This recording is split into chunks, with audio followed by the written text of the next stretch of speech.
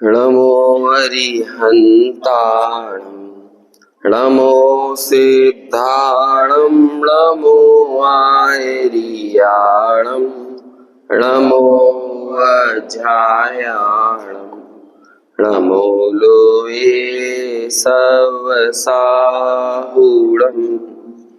मंगलम भगवान वीरो मंगलम गौतमो गणी मंगलम कुंद कुंदाद्यो जैन धर्मोस्तु मंगलम सर्वमंगल मांगल्यम सर्व कल्याण कारकम प्रधानां सर्वधर्माणां जैनम जयतु शासनम जैनम जयतु शासनम वंदित सर्वसिद्धे धूमचलमणोवमं गतिं पत्ते वोच्छामि समय पाहुड मृणमो सुध केवली भणिनम नमः समय साराय स्वानुभूत्या चकासते चित स्वभावाय भावाय सर्वभावांतरच्छिदे। जीवाजीव अधिकार की अपनी चर्चा शुरू हुई है। इस जीवाजीव अधिकार में जो पहला मंगलाचरण के स्वरूप में जो कलश था उसकी अपन ने कल चर्चा की थी और इस कलश में एक विशेषण आया है, हालांकि हमने पूर्व में भी इसकी चर्चा की थी, धीरोदात्त। ये धीरोदात्त कौन है? ये देखिए, इसमें हम अनुशीलन से थोड़ा इसे पढ़ते हैं। आपको यह स्क्रीन पे भी दिख रहा होगा, पढ़ने में आ रहा है क्या? और बड़ा करें, बड़ा करें।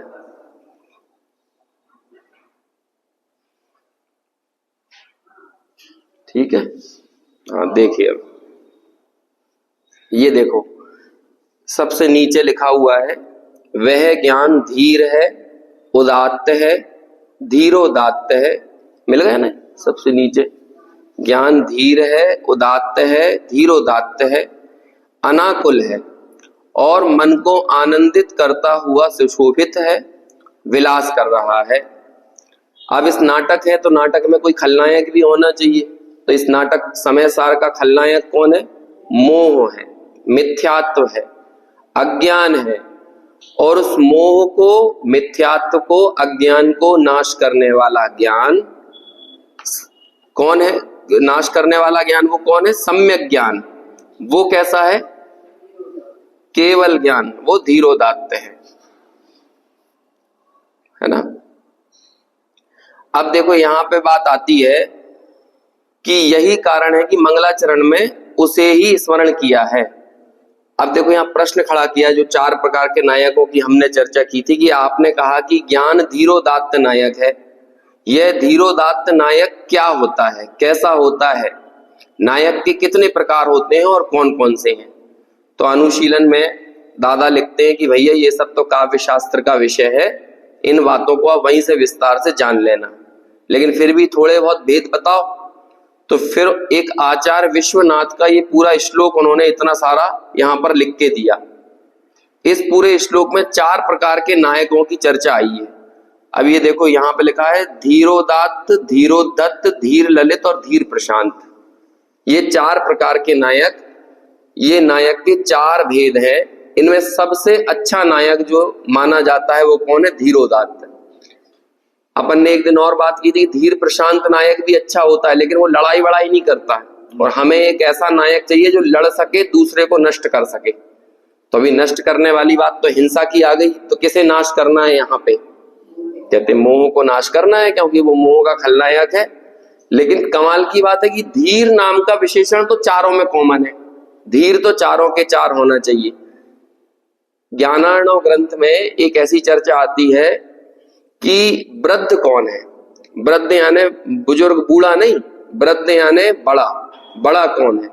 तो वहां पर ऐसा लिखते हैं कि जो विभिन्न रम्य विषयों को पाकर भी जो धीर बने रहते हैं वो वास्तव में वृद्ध होते हैं। आज हम लोगों को थोड़ी सी सफलता मिल जाती है तो कैसे फूले नहीं समाते, थोड़ा सा लाभ हो जाए, तो हेपे फुर्रे होने लगती है, पार्टियां मनने लगती हैं, खाना पीना बदल जाता है। न्यूज मिल जाए बच्चे को सीए में सिलेक्शन हो गया, कलेक्टर में, वो आईएएस में सिलेक्शन हो गया, तो कैसा एकदम पागलपन छा जाता है। नई गाड़ी आ गई, नया बंगला आ गया, है ना, तो कैसा अपने अंदर एक खुमारी छा जाती है। तो ज्ञानार्णव में इतनी बढ़िया बात लिखी, वृद्ध मतलब मैच्योर कौन है, परिपक्व कौन है, तो लिखते हैं जो रम्य विषयों को पाकर भी धीर बना रहता है। तो नायक के गुण होते हैं, नायक की पहली क्वालिटी है धीरता। यदि धीरता नहीं है तो वो नायक, मतलब वो क्या कहें, खलनायक हो सकता है, वो नायक नहीं। हालांकि अपने यहाँ जो खलनायक की चर्चा आती है, जैसे रावण वगैरह होते हैं, जरासंध होते हैं, इनको भी एक तरह से नायक ही माना गया है। खलनायक भी नायक होता है, और खलनायक की भी कमाल की बात यह होती है कि उसके अंदर भी धीरता नाम का गुण होता है, और उस खलनायक को बोलते हैं धीरोद्धत नायक। चाहे वो कंस हो, रावण हो, जरासंध हो, है ना। यहाँ पर एक नाम आया है, जैसे ये देखो, ये लिखा ना रावण और भीमसेन, आपको दिख रहा है ना यहाँ पे, मायावी हो, प्रचंड हो, चपल हो, घमंडी हो, शूर हो, और एक और चीज आई है, अपनी प्रशंसा के पुल बांधने वाला हो। धीरोदात्त नायक जो होता है ना, वो अपनी प्रशंसा नहीं करता। दुनिया भले उसकी कितनी प्रशंसा करती रहे, वो कभी अपनी प्रशंसा करना ये कभी अच्छा लक्षण, अच्छा गुण ही नहीं है। इसलिए जो उपगूहन अंग होता है, उसमें उसकी मूल विशेषता ये है कि जो दूसरों के दोषों की चर्चा ना करे और अपने गुणों की चर्चा ना करे, वो ही उपगूहन अंग कहलाता है। ये धीरोदात्त नायक की निशानी होती है। लेकिन चारों में धीरता तो कितनी कॉमन है। मैं कई बार देखता हूं आजकल, और हम अपने जीवन में, घर में, अपने साथ भी होता हुआ देखते हैं, 15 मिनट ट्रेन लेट हो जाए और आपको स्टेशन पे इंतजार करना पड़े तो कैसे अधीर और बेचैन हो जाते हैं। धीर रहो, आत्मा तो हो ना, आत्मा हो, आत्मा ही रहोगे, ना बदलोगे कभी। और इतनी सी बात हमें ध्यान में रहना चाहिए। कितना जरा जरा सी चीजों में, है ना, घर में कभी ऐसा होता है कि स्कूल से बस आने में लेट हो गई बच्चों की, स्कूल की बस, तो बड़ी उथल पुथल मच जाती है, अफरा तफरी। मैंने कहा शांति रखो, उथल पुथल करने से कोई बस जल्दी आने वाली नहीं है ना। और कितना भी फोन लगा लो, कुछ कर लो, जो कार्य जिस समय पर होने योग्य है वो उसी समय पर होगा। इतनी धीरता और विवेक और ऐसी समझदारी तो सबके भीतर होना चाहिए। आज लोग बागों में इतनी धीरता नहीं है कि 1 घंटे का व्याख्यान सुन सके। व्याख्यान भी रील में सुनना है, शॉर्ट्स में सुनना है, वो 30-30 सेकंड के, 60-60 सेकंड के जो शॉर्ट्स और रील आते हैं ना, तो कई बार मिल जाते हैं कि अरे हमने आपकी रील देखी थी। तो ये रील देखी थी, रील देखने से कुछ नहीं होगा, रियल देखो। और रियल किसको देखेगा? रियल मतलब सत्य, सत्स्वरूप, वास्तविकता, सत्ता अपनी कब दिखेगी? जब हम धीरता रखेंगे।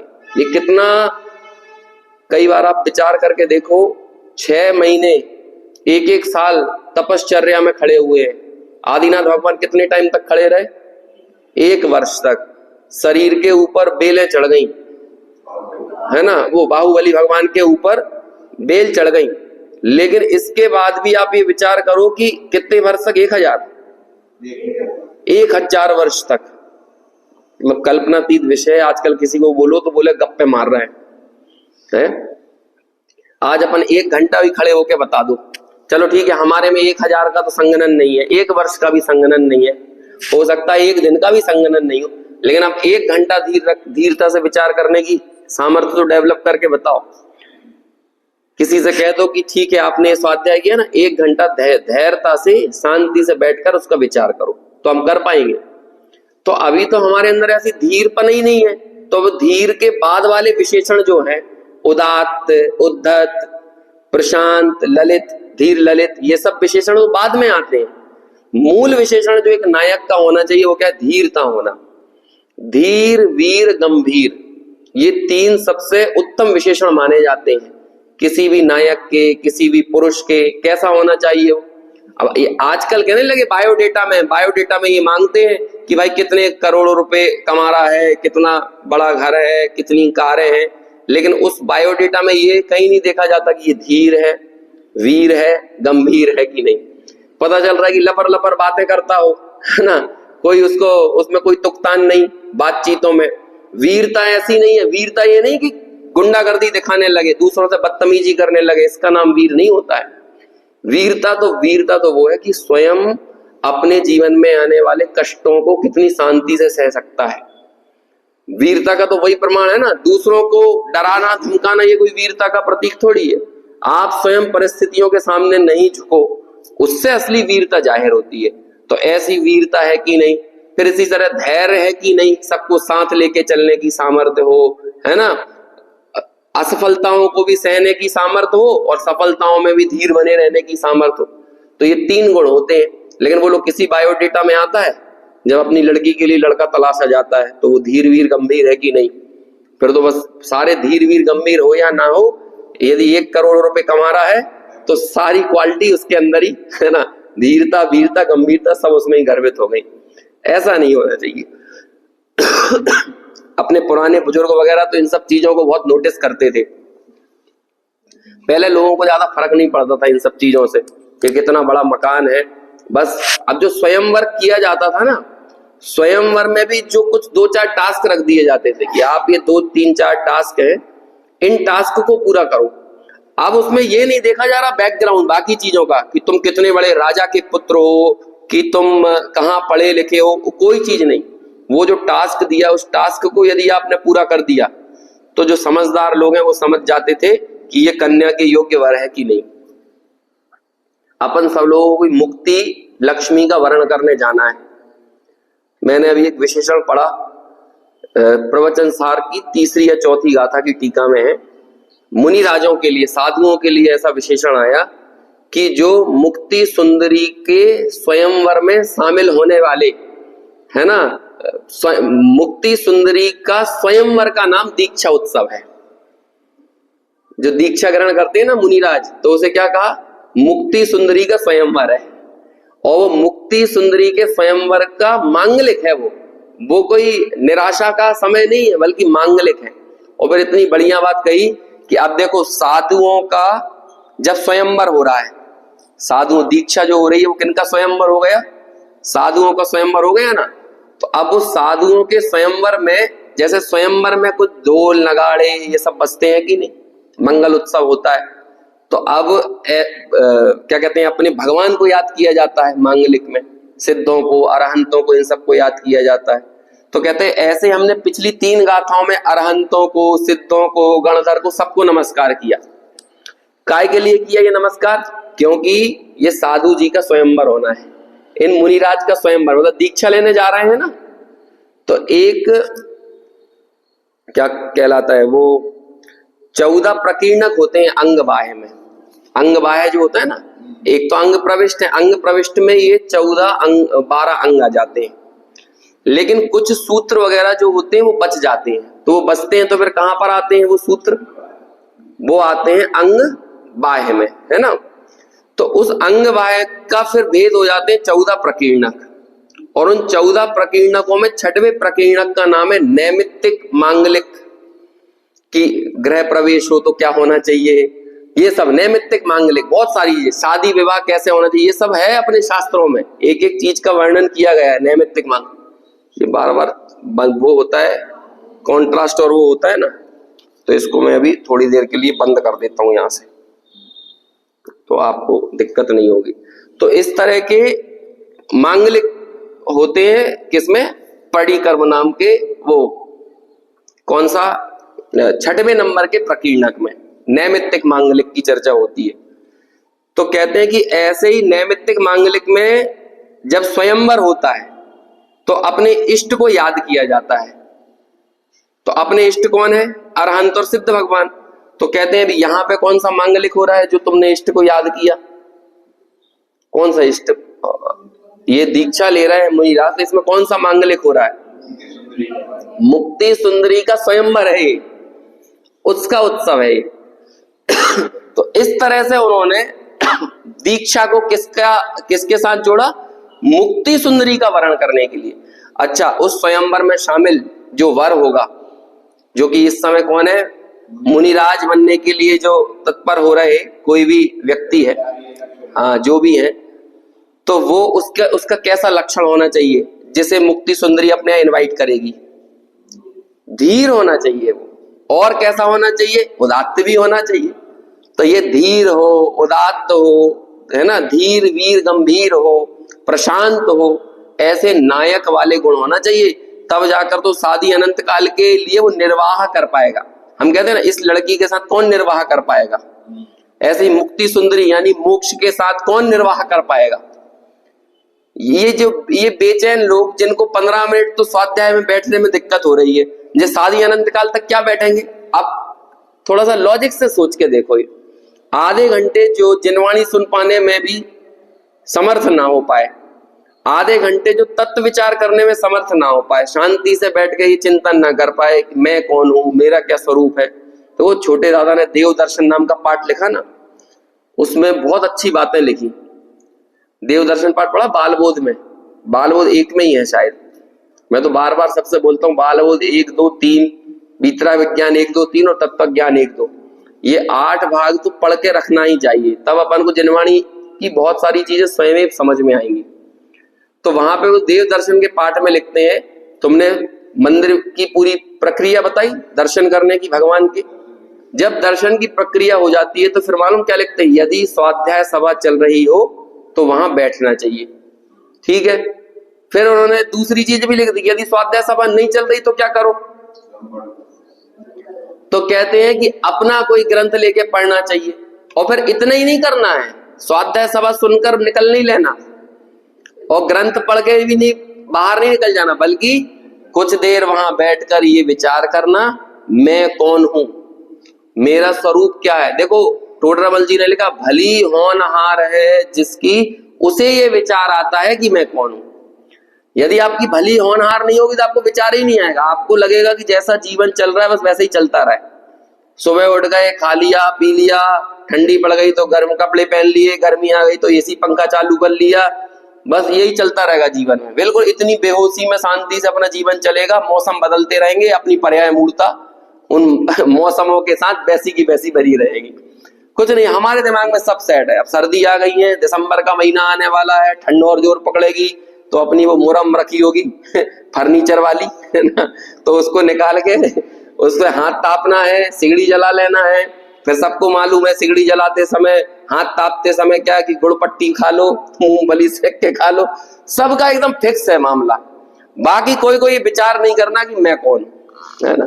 टोडरमल जी लिखते हैं, ये तो विचार जब सोने बैठो तो तुम्हें सोते समय, रजाई उड़ते समय ये विचार आना चाहिए कि मुनिराज इस समय कैसे होंगे। हम जो इस रजाई के लिए इतने बेचैन हुए जा रहे हैं, इस हमें भी तो कभी बनना है कि नहीं, हमें भी उस मार्ग पे आगे बढ़ना है कि नहीं।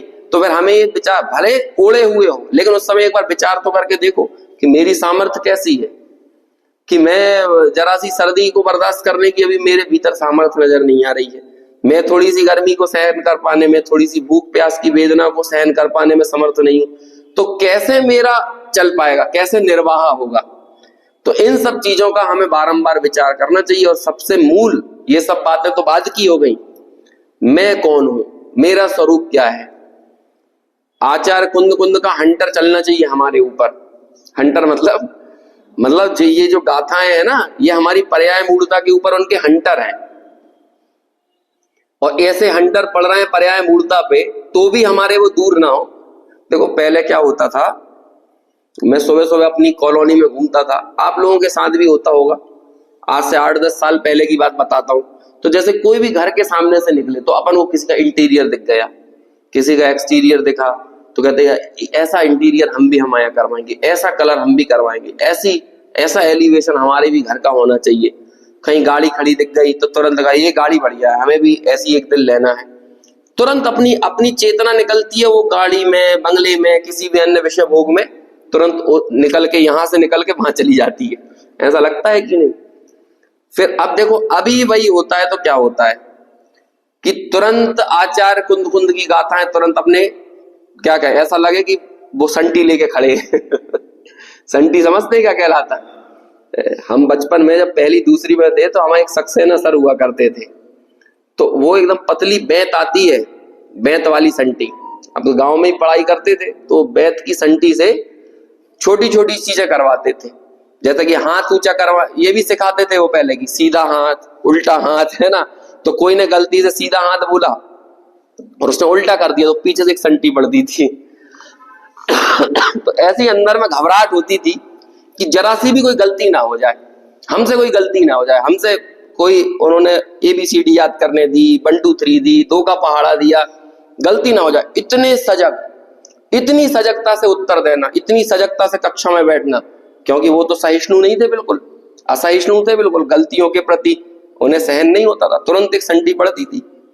ऐसे ही अब अपन घर कहीं निकले और तुरंत हमें देखा है ये मकान बढ़िया है, ऐसे ही मकान अपना होना चाहिए, तो तुरंत आचार कुंद कुंद की संटी पड़ना चाहिए, है ना। कौन सी संटी? वो पहले लिखी थी गाथा, 22, 23, 24 और 25 नंबर की गाथा। यदि ये पुद्गल द्रव्य तेरा तभी हो सकता है जब तू खुद पुद्गल हो जाए। ये पुद्गल द्रव्य तेरा कब होगा? इस पुद्गल द्रव्य को तुझे अपना बनाना है ना, तो तुझे खुद पुद्गल द्रव्य बनना पड़ेगा। लेकिन भगवान ने, सर्वज्ञ ने तो तुझे जीव बताया है। ऐसी गाथाएं थी कि नहीं? बिल्कुल साफ, बिल्कुल स्पष्ट शब्दों की गाथाएं थी। भगवान ने क्या बताया? तेरा स्वरूप बता, जीव बताया। तो जब तू पुद्गल हो नहीं सकता तो फिर ये पुद्गल द्रव्य तेरा कैसे हो सकता है? बिल्कुल ऐसी की ऐसी गाथाएं, तो तुरंत एक संटी पड़ गई कि नहीं कि क्यों तू ये पुद्गल द्रव्य को अपना बनाने की चेष्टा कर रहा है? तू पुद्गल नहीं बन सकता तो इस पुद्गल द्रव्य को तू अपना बनाने की चेष्टा क्यों कर रहा है? और यदि तू ऐसा कर रहा है तो साक्षात सर्वज्ञ के शासन का अवर्णवाद कर रहा है। ये छोटा अपराध थोड़ी है, ये बड़ा महाभयंकर अपराध है। ऐसे यहाँ पे कह रहे हैं कि भाई तुम्हारी ज्ञान ज्योति प्रकट हो गई, और उसी ज्ञान ज्योति का हम अभिनंदन कर रहे हैं, उसी केवल ज्ञान का हम बहुमान कर रहे हैं, उसका महात्म्य बता रहे हैं। अब वो केवल ज्ञान की रोशनी में जो चीजें तुझे दिख रही हैं, तू वो तो नहीं देख रहा है, और मिथ्यात्व के अंधकार में अपने हाथों को टटोल रहा है। तो इसे क्या कहेंगे? ये मूर्खता नहीं हो गई? केवल ज्ञान की हैलोजन जले वहां देखना भाई, तू वहां क्यों देख रहा है जहां पर घनघोर अंधेरा छाया हुआ है? और हम अपने जीवन में जो भी निर्णय करेंगे, जो भी अनुभव करेंगे, जो कि हमें अनादिकाल से अनुभव होते भी चले आ रहे हैं, वो किस अंधकार में हो रहे हैं? वो मोह के, मिथ्यात्व के अंधकार में तो हो रहे हैं, इसलिए वो अनुभूतियां झूठी हैं। इसलिए इस अनुभव को सम्यक बनाने के लिए हमें क्या करना पड़ेगा कि इसे केवल ज्ञान की रोशनी में देखना पड़ेगा, वो सबसे ज्यादा जरूरी है। तो इसलिए अगली गाथा लिखने से पहले यहाँ केवल ज्ञान, ज्ञान स्वभाव, ज्ञान के महात्म्य का यहाँ पर एक अभिनंदन किया, मंगलाचरण किया कि वो कैसा ज्ञान है। धीरो दात्तम मनाकुलम विलसती ज्ञानम मनोहि आह्लादात, है ना। मन को आनंदित करता है, वो ज्ञान मन को आनंदित करता है, जो कि धीरोदात्त है, अनाकुल है, नित्य उदित रूप है। ऐसे उस ज्ञान की महिमा यहाँ पर की गई है। देखिए अब आगे इसका भावार्थ पढ़ते हैं अपन। यह ज्ञान की महिमा कही, जीव अजीव एक होकर रंग भूमि में प्रवेश करते हैं, उन्हें यह ज्ञान ही भिन्न जानता है। जैसे नृत्य में कोई स्वांग धरकर आए और उसे जो यथार्थ रूप में जान ले, पहचान ले, तो वह स्वांग करता उसे नमस्कार करके अपने रूप को जैसा का तैसा ही कर लेता है। उसी प्रकार यहां भी समझना। देखो, नृत्य की जगह बहरूपिया लो, कल अपन ने बहरूपिया का उदाहरण देखा था। जैसे ही तुम जान गए कि ये बहरूपिया है, तो बहरूपिया पहले जो एक्टिंग कर रहा था, अब वो एक्टिंग करेगा कि नहीं करेगा? अब वो एक्टिंग करने वाला नहीं है।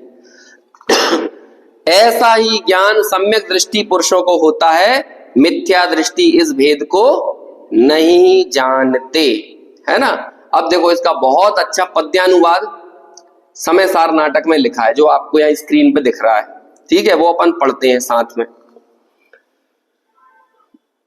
परम प्रतीति उपजाए गणधर किसी, अंतर अनादि की बेभावता वेदारी है।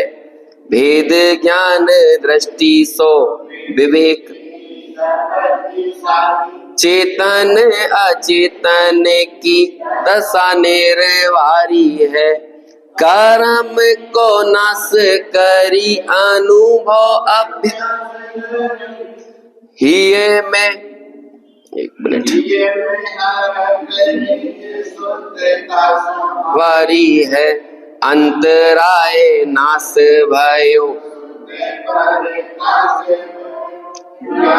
को विलासता को वंदना हमारी है। कैसे ज्ञान की वंदना करी?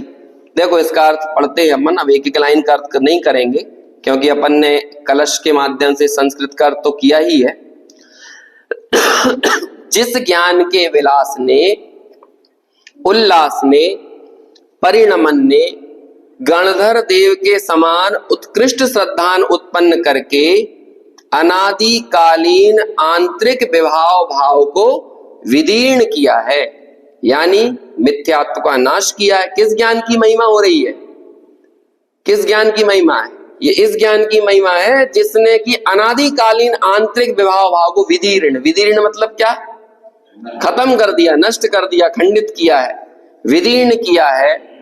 और फिर कैसा है? मिथ्यात्व का नाश किया है। भेद ज्ञान की दृष्टि से विवेक की शक्ति को साध कर चेतन और अचेतन में हुई अनादिकालीन एकत्व की दशा को, अनादिकालीन एकत्व की दशा का निवारण किया है।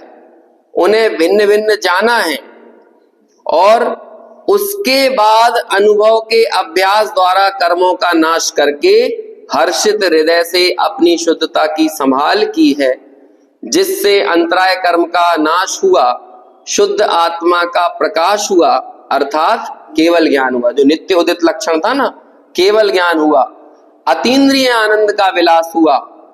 ज्ञान के उस विलास को, ज्ञान के उस उल्लास को, उल्लसित परिणमन को मेरा बारंबार नमस्कार हो। इस प्रकार ज्ञान को नमस्कार कर, स्मरण कर अब जीव और अजीव किस प्रकार एक होकर रंगभूमि में प्रवेश करते हैं, इस बात को गाथाओं द्वारा स्पष्ट करते हैं। अब अपन ये गाथाएं यहां पर देखते हैं ना, पेज नंबर 87। इसको अभी बंद कर देते हैं। देखो यहाँ 5 गाथाओं का ये सेट है और 6वीं गाथा में इन 5 गाथाओं में जो अज्ञान की चर्चा की है उसका निराकरण किया है। कौन सा अज्ञान है ये? जब हम इसका भावार्थ पढ़ेंगे तो इस भावार्थ में 8 मतों की चर्चा जयचंद जी छावड़ा करेंगे, लेकिन आचार्य कुंद ने ऐसा कोई मत का विभाजन नहीं किया। अमृत चंद्राचार्य ने टीका में भी ऐसा कोई मत का विभाजन नहीं किया कि हम तो हम नैयायिकों के खिलाफ ये बात लिख रहे हैं, हम मीमांसकों के खिलाफ ये बात लिख रहे हैं। 8 मत आप समझ गए ना कौन से? भारत की जमीन पर 9 मत पैदा हुए हैं। 3 मत तो आपको पता है, जैन, बौद्ध और चारवाक। इन 3 मतों को जो वेदांत वाले वो नास्तिक मत कहते हैं, है ना। और इनके ही 6 मत होते हैं। उसमें एक वेदांत होता है, एक नैयायिक होता है, एक मीमांसक होता है ना, एक वैशेषिक होता है, एक योग होता है, एक सांख्य होता है। इस तरह से इनके 6 मत हैं।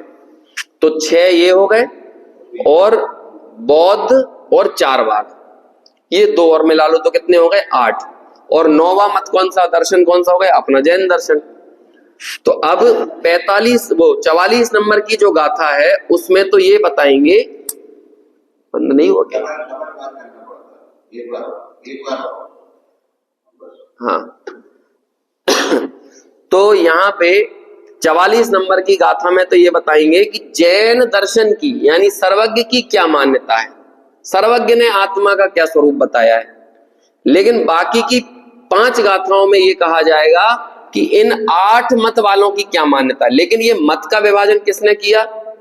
जयचंद जी छावड़ा ने। और एक और हुए सहजानंद जी वर्णी। सहजानंद जी वर्णी कौन थे? किन्हें बोलते हैं सहजानंद वर्णी? हाँ, मनोहर लाल जी वर्णी जो है ना, उन्हें कहा जाता है सहजानंद वर्णी। इन्हें क्यों बोलते हैं सहजानंद वर्णी? नहीं, उन्होंने वो लिखा था, हूं स्वतंत्र निश्चल निष्काम, ये वाली लाइन है ना, उसी में आखिर में आता है सहजानंदी आत्मराम। तो इस कारण उनका नाम भी क्या हो गया था? पहले मैं ज्ञानानंद स्वभावी हूं कि इतना नहीं चलता था, पहले वो ही चलता था, हूं स्वतंत्र निश्चल निष्काम। अभी तो हमने कई मंदिरों पे हमें बड़ा सुखद आश्चर्य हुआ। कई प्राचीन मंदिरों पे हमने देखा कि एक तरफ तो सहजानंद वर्णी जी का वो लिखा हुआ था और एक तरफ दादा का ये लिखा था अपना, मैं ज्ञानानंद स्वामी हूँ, और लगभग 40-45 साल पुरानी लिखावट है। तो देखो इतना ज्यादा एक साम्य था। आजकल तो बहुत क्या कहें, नफरत करने लगे लोग बाग कि किसी व्यक्ति विशेष से भिन्न कारणों से भी यदि नफरत हो तो उसके अवदान से भी हम नफरत करने लगते हैं, जबकि वो अवदान, सामने वाले व्यक्ति का जो भी अवदान है, जो भी उनका कृतित्व है, वो पूरी मूल आचार्यों की परंपरा में ही हो, तब भी हमें उस व्यक्ति से ऐतराज हो जाता है। आजकल ये चलने लगा, लेकिन पहले मतभेद होने के बावजूद भी मनभेद ऐसे नहीं होते थे कि परस्पर में एक दूसरे के कृतित्व का सम्मान न करें। गुरुदेव श्री और गणेश प्रसाद जी वर्णी, कई विषयों में मतभेद थे इनके बीच में, लेकिन जब दोनों की मुलाकातें हुई, और कुछ फोटो भी हैं उस समय के, उन मुलाकातों को देखोगे तो आपको बड़ा आनंद आएगा। गुरुदेव बड़े मुस्कुरा रहे हैं, है ना, गणेश प्रसाद जी वर्णी उनका हाथ ऐसे रखे हुए हैं, है ना, हाथ में हाथ है, और बहुत विनम्रता के साथ, एकदम सौम्य निश्चल दृष्टि के साथ उनकी पलकें एकदम ऐसे अकड़ में नहीं है, तनी हुई नहीं है, बल्कि झुकी हुई है, जबकि वो बड़े थे गणेश प्रसाद जी वर्णी। अब बोलो आज के समय में ऐसा हो सकता है दो मतभेद लोग साथ एक मंच शेयर करें और फिर आपस में हाथ हो, ऐसा दृश्य दिख सकता है? तो अब कलुषता और कुटिलता बहुत बढ़ गई है। आजकल तो एक ही पंथ और मत वाले दो विद्वान साथ में बिठाना बड़ा मुश्किल हो गया है। हाँ बताओ, ये इतना मुश्किल है, जबकि उनका एक ही मत है, एक जैसे मत के दो विद्वान नहीं बैठ पाएंगे। कितनी कषाएं और ईर्ष्या बढ़ गई है। देखो मोक्ष मार्ग में हम लोग कोई कॉम्पिटिटर तो है नहीं कि तुम हमसे ज्यादा ना सीख लो, तुम हमसे जल्दी मोक्ष ना चले जाओ। हमें तो खुशी होगी, हमसे ज्यादा भी सीखो, हमसे जल्दी मोक्ष जाओ, तो हमें तो खुशी होना चाहिए ना। यहाँ तो ये थोड़ी टांग खींचना है जैसे दुनिया में होता है कि तुम पैसा ज्यादा ना कमा लो, तुम्हें बड़ा पद ना मिल जाए। ये बहुत अलग मार्ग है। और यदि आपको ऐसा कोई कंपटीशन लग रहा है कि ये आगे क्यों बढ़ गया, इसका मतलब आपकी दृष्टि तत्व पर नहीं है, आपकी दृष्टि दूसरी चीजों पर है। तत्व के जरिए प्रतिष्ठा पर है कि मैं तत्व का प्रारूपण करूं, लेकिन उससे मेरा नाम कितना बढ़ रहा है, मेरा सम्मान, मेरी प्रतिष्ठा कितनी बढ़ रही है। तो मेरी दृष्टि तत्व पे नहीं है। तभी तो मुझे कोई दूसरा व्यक्ति, दूसरा विद्वान, दूसरा कोई ज्ञानी, मेरे को ऐसा लग रहा है ये नीचे गिर जाए, इसका पतन हो जाए। तो इसका मतलब क्या हुआ कि मैं आत्मदृष्टि वाला, तत्व दृष्टि वाला हूं कि वो प्रतिष्ठा की दृष्टि वाला, नाम की, यश की, पद की, इनकी दृष्टि वाला हूं। तो ऐसी उपाधियों की दृष्टि हो तो समाधि नहीं हो पाती है। तो जब हम पुराने हमारे विद्वानों को देखते हैं, अपनी समृद्ध परंपरा को देखते हैं, तो बहुत अच्छी सीख मिलती है इनसे। तो ऐसे ही एक मनोहर लाल जी वर्णी, जिनका ये सहजानंद क्या कहते हैं, सहजानंद क्या वो कौन सा स्त्रोत कहलाता, उसे आत्म भावना बोलते थे शायद, आत्म भावना बोलते थे ना, उसी में उन्होंने लिखा है सहजानंदी आत्म राम। तो उनका नाम क्या चल पड़ा, सहजानंदी वर्णी, है ना। सहज कितना अच्छा नाम है, सहज आनंद, सहज। अब आपका आनंद कहीं बाहर से नहीं आ रहा, रुपयों का आनंद, पैसों का आनंद, मकान का आनंद, दुकान का आनंद, घर परिवार बच्चों का आनंद, प्रतिष्ठा का आनंद, सम्मान का आनंद नहीं। कैसा आनंद है, सहज आनंद। बोलो आत्मा को आनंद के लिए काय की जरूरत है, सहज आनंद। आनंद उसका स्वरूप है, कितना अच्छा नाम है, सहज आनंद। तो उन सहजानंदी वर्णी जी की एक समय सार की टीका है, उसका नाम क्या है, बहुत अच्छा, इसमें शायद अनुशीलन में दादा ने नाम लिखा भी है। तो उनकी टीका में, समय सार की टीका में ऐसे इन 8 मतों का विभाजन किया। ना कुंद ने किया और ना अमृतचंद्र ने किया, जयचंद जी छावड़ा ने किया और सहजानंदी वर्णी। तो फिर उन्होंने गलत किया, ऐसा नहीं है। हर एक गाथा के 5 तरह से अर्थ होते हैं। कोई भी कथन, कोई भी सूत्र हो, गाथा हो, 5 अर्थ होते हैं। मालूम कौन कौन से, शब्दार्थ पहला, दूसरा होता है नयार्थ, तीसरा होता है मतार्थ, चौथा होता है आगमार्थ और 5वां होता है भावार्थ, है ना। तो जो मतार्थ वाला पोर्शन है ना, तीसरे नंबर पर मतार्थ, उसमें यह कहा जाता है कि आपका ये जो मत है, इस मत से आपने अपने मत की तो स्थापना की, लेकिन ये मत आपका मंडन अन्य मत की किस मान्यता का खंडन करता है, इस तरह से अर्थ किया जाता है। तो वो मतार्थ में सहज ही हमारे आचार्यों ने के दिमाग में ये नहीं था कि हम उनका खंडन कर। अभी हो सकता है आप ये 5 गाथाएं जब पढ़ोगे और मैं इस गाथाओं में आत्मा के संबंध में अज्ञान की चर्चा करूंगा तो हम में से किसी को मजा नहीं आना चाहिए। किस बात का मजा? देखो ये चारवाक ऐसा मानते हैं, अच्छा चारवाक की उतारी, अच्छा हमारे आचार्य ने चार, ऐसा नहीं लगना चाहिए। अच्छा बौद्धों की उतारी, अच्छी क्या कहते हैं कि नैयायिकों, ऐसा नहीं लगना चाहिए। ऐसी मान्यताएं हमारे दिमाग में पड़ी है तो हम ही चारवाक हैं, हम ही नैयायिक हैं, हम ही मीमांसक हैं। बोलो चारवाक और नैयायिक के मीमांसक के कोई मोहल्ले होते हैं? भोपाल में चारवाक कहाँ रहते हैं? कोई है? जैसे जैन नगर है लाल घाटी पे, ऐसे चारवाक नगर होगा कहीं? ऐसे नैयायिक नगर, मीमांसक नगर, योग नगर, वेदांत नगर है, बौद्ध नगर होगा? यदि होगा भी तो जरूरी थोड़ी वहां सभी बौद्ध रहते हो, नैयायिक रहते हो, चारवाक। अरे जो भी आदमी शरीर को आत्मा मानता है वो सब चारवाक है, खरेखर पूरे मिथ्या दृष्टि चारवाक है। और जैसे ना चार ने जो उसकी टीका लिखी ना इन 5 गाथाओं की, देखो अपना समय सार बहुत तेज चलेगा क्योंकि अब गाथाओं के बंच मिलने वाले हैं। 135 व्याख्यान में अपन ने 38 गाथाएं पढ़ी, अब 30 व्याख्यान में ज्यादा से ज्यादा 30-32 व्याख्यान में अगली 30 गाथा हो जाएंगी इतना तेजी से गाथाओं के बंच मिलेंगे। अभी ये 5 गाथाओं का बंच है, फिर एक और 50 से 55 तक गाथाएं का फिर एक पूरा सेट मिलेगा। तो एक साथ 5-5, 6-6 गाथाएं होंगी, लेकिन उन गाथाओं का पूरा मर्म अपन को ख्याल में आना चाहिए, इन गाथाओं में क्या बात कही जा रही है। तो अभी क्या कहा जाएगा इन 5 गाथाओं में? 8 मान्यताओं की चर्चा आएगी।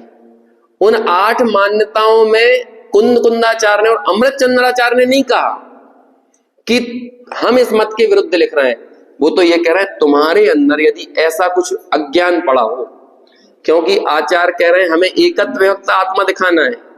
यदि तुमने आत्मा में 9 कर्म को शामिल कर लिया तो तुमने एकत्व विभक्त नहीं देखा। यदि तुमने आत्मा में संसार के सुख दुख के विकल्पों को शामिल कर लिया तो तुमने आत्मा को नहीं देखा। यदि तुमने आत्मा में अध्यवसान यानी मोह राग द्वेष को शामिल कर लिया तो तुमने एकत्व विभक्त आत्मा नहीं देखा। आत्मा में तुमने द्रव्य कर्म को शामिल कर लिया तो भी तुमने आत्मा नहीं देखा। ऐसे 8 अलग अलग एंगल दर्शाकर उन 8 मान्यताओं का निराकरण यहाँ पर आचार्य करेंगे और फिर आगे 44 नंबर की एक गाथा लिखेंगे। एक गाथा में ही उन 8 का निराकरण हो जाएगा। अब आप कहोगे 5 गाथाओं में तो आपने अज्ञान को बताया, तो ज्ञान की बात बताने के लिए भी 5 गाथा लिखना चाहिए कि नहीं? जरूरी है? ये नहीं। देखो एक व्यक्ति ये बोल रहा था 2 और 2 5 होते हैं, दूसरा बोल रहा था 2 और 2 3 होते हैं, तीसरा बोल रहा था 2 और 2 7 होते हैं, चौथा बोल रहा था 2 और 2 9 होते हैं, पांचवा बोल रहा था 2 और 2 22 होते हैं, छठवा बोल रहा था 2 और 2 11 होते हैं, ऐसे ही 7वां बोल रहा था 2 और 2 18 होते हैं और 8वां बोल रहा था 2 और 2 50 होते हैं। अब बोलो इन सब का निराकरण करने के लिए कितना उत्तर देना पड़ेगा? तो बस एक में हो गया सबका निराकरण। ऐसा होता है कई यूपीएससी में कई प्रश्न आते हैं कि एक तार पर 8 कबूतर बैठे थे, आपने एक कबूतर को गुलेल से ऐसे गुलेल मारी उसको, तो एक कबूतर नीचे गिर गया, उसको लग गई, है ना। अब जैसे लगने पड़ने वाली बात अपन को नहीं करना चाहिए, लेकिन ऐसे एक प्रश्न पूछते हैं तो फिर वो पूछते हैं अब बताओ कि उस तार पर कितने कबूतर बचे? क्यों? आपने मारा तो एक कबूतर को गुलेल था, तो फिर बाकी के 7 क्या होंगे भैया? बाकी भी उड़ गए, है ना। ऐसे ही आचार लोक में चलता ना, एक तीर से 2 निशाने या एक तीर से 8 निशाने हैं। 8 मान्यताएं पहले स्थापित कर दी और फिर आचार्य को कितना तीर चलाना पड़ा? एक बात बतानी पड़ी कि भैया ये तुमने जो 8 बातें कही है ना, ये सब पुद्गल के परिणाम है, और जब पुद्गल के परिणाम जीव के परिणाम कैसे हो सकते हैं? ये सब संयोग जितने भी तुमने बताए, संयोगों से आत्मा बताया, ये सब पुद्गल की बातें। अच्छा फिर वो कहने लगे कि नहीं हमने ये अनुभव से बोला है, तो कहते हैं तुमने अनुभव से बोला है। हमने अनुभव से अकेले नहीं बोला, हमने आगम से बोला, युक्ति से बोला और युक्ति संगत अनुभव से बोला। कैसे बोला है? हमारा कोरा अनुभव नहीं है, आगम सम्मत अनुभव और युक्ति संगत अनुभव। अपने सबके अनुभव भी ऐसे होना चाहिए, नहीं तो देखो अनुभव अपन को गलत दिशाओं में ले जाएगा। नहीं तो अपनी मर्जी की हो गई। बस वही तो बात है। इसलिए आगम ज्ञान का कल हमने पढ़ा था मोक्ष मार्ग प्रकाशक में से। आगम ज्ञान की बहुत महत्ता है। मैं तो जितना कह पाता हूं तो कह देता हूं, लेकिन बहुत है ना, बस बहुत है। आगम ज्ञान अद्भुत है। इसलिए आगम चक्षु साहु, यदि आप आगम ज्ञान का निषेध करोगे तो आप भाव शुद्ध ज्ञान तक नहीं पहुंच पाओगे, क्योंकि भाव शुद्ध ज्ञान तक जाने का साधन आगम ज्ञान है। भाव शुद्ध ज्ञान साध्य है और आगम ज्ञान उसका साधन है। तो इसलिए हमारी युक्ति भी आगम सम्मत होना चाहिए, हमारा अनुभव भी आगम सम्मत होना चाहिए, हमारा अनुभव युक्ति संगत भी होना चाहिए और हमारा अनुभव आगम सम्मत भी होना चाहिए। देखो दोनों बातें हो गई, युक्ति भी आगम सम्मत और अनुभव भी आगम सम्मत। लेकिन अनुभव आगम सम्मत अकेला नहीं, बल्कि युक्ति संगत भी। इसलिए देखो जब निज वैभव का जन्म की बात की तो तीन चीजें कही ना, कि देखो हमारा ये जो अनुभव है आगम के अभ्यास से पैदा हुआ है, हमारा ये अनुभव युक्ति के अवलंबन से आया है, हमारा जो निज वैभव है वो युक्ति के अवलंबन से आया है, और जो आगम हमको मिला, जो युक्ति हमने लगाई, उसे हमने परापर गुरुओं के सामने रखकर उनकी परंपरा से मिलान किया। एक आमनाय नाम का स्वाध्याय होता है ना, उसमें क्या किया जाता है, अपनी उस आमनाय के साथ मिलान किया जाता है कि ये जो मुझे लग रहा है ये सही लग रहा है कि नहीं। नहीं तो जो मुझे गलत लग रहा हो मैं गलत को ही सही मान के बैठ जाऊंगा तो फिर कैसे काम चलेगा। तो ऐसा हमें आगम में, युक्ति में सब चीजों का विचार करना चाहिए। तो बाद में जब 44वीं गाथा आचार्य लिखेंगे तो कहेंगे देखो जो तुमने बातें कही ना ये सिर्फ तुम्हें लगती हैं, लेकिन ना तुम्हारे ऊपर सर्वज्ञ का आशीर्वाद है और ना तुमने युक्ति लगाई है सही। लेकिन हम जो बता रहे हैं कि ये आठों बातें पुद्गल का परिणाम है, इसमें हमारे पास युक्ति भी है, अनुभव भी है और आगम भी है। इसलिए एक गाथा लिखकर उन आठों मान्यताओं का निराकरण हो जाता है।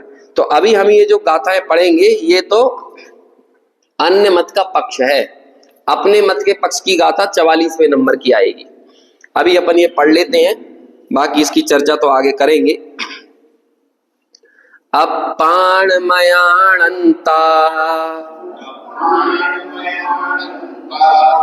मूलादुपरपवादिनों की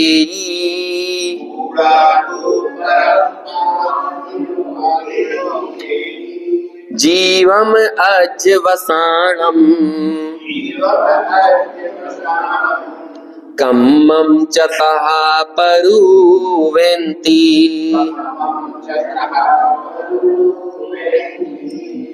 अवरे अज्वसाणे सुतिव मंदाणुभागगम जीवम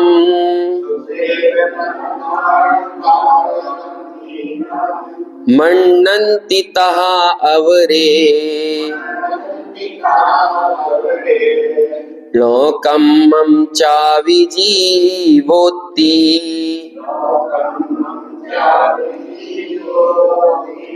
कम्मस्सुदयं जीवम् अवरे कम्माणुभागमेच्छन्ति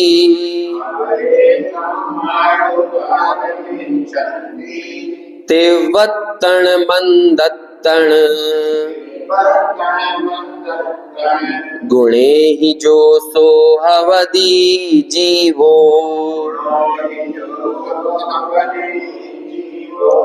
जीवो कम्मम उह्यम दौण्य विखलु के जीव मिच्छन्ति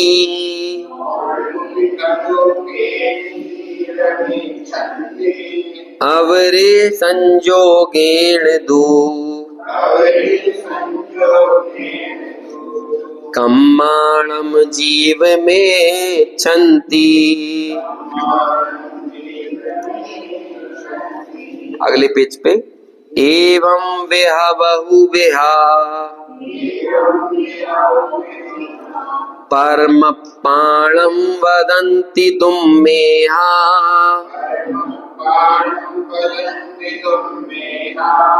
तेना परमट्ठवादी लिच्छयवादी हिणे दिट्ठा।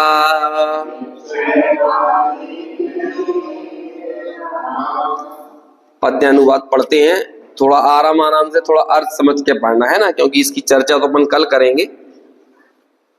को मूल आत्म अजान जो पर आत्मवादी जीव है कर्म अध्यवसान ही जीव यों ही वो कथनी करे अरु कोई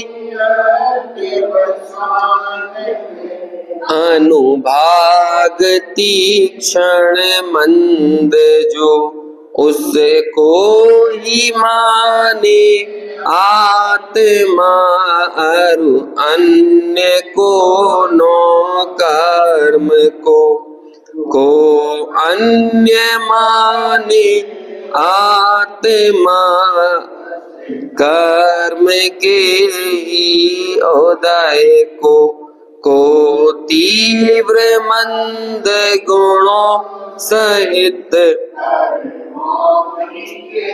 अनुभाग को कर्म मां उभय मिलकर जीव की को कर्म के संयोग से अभी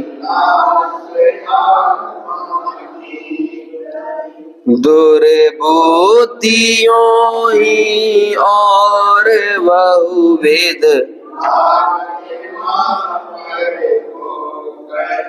वे सर्व नहीं परमार्थवादी ये निश्चय वेद कहें।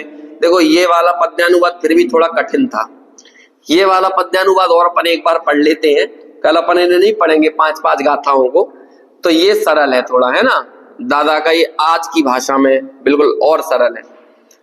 परात्मवादी मूढ़ जन निज आत्मा जाने नहीं अध्यवसान को आत्म कहे या कर्म को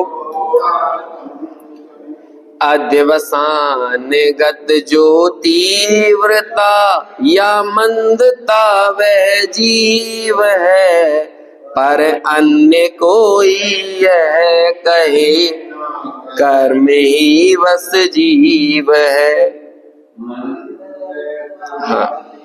मंद अथवा तीव्रतम जो कर्म का अनुभाग है वह जीव है या कर्म का जो उदय है वह जीव है। द्रव कर्म का अर जीव का सम्मिलन ही बस जीव है अथवा कहे कोई कर्म का संयोग ही बस जीव है। बस इस तरह दुर्बोधि जन पर वस्तु को आत्म कहे परमार्थवादी वे नहीं परमार्थवादी यह कहें। अब कहेंगे परमार्थवादी यह कहें मतलब क्या कहें? 44वीं गाथा में जो आएगा ना वो परमार्थवादी ऐसा कहते हैं, और दुर्बुद्धियों ने जो हमने ऊपर लिखा है ना दुर्बुद्धि वैसा कहते हैं। तो इस तरह से इन गाथाओं की आपस में ये लिंक बनती है जिसकी चर्चा अपन आगे कल करें।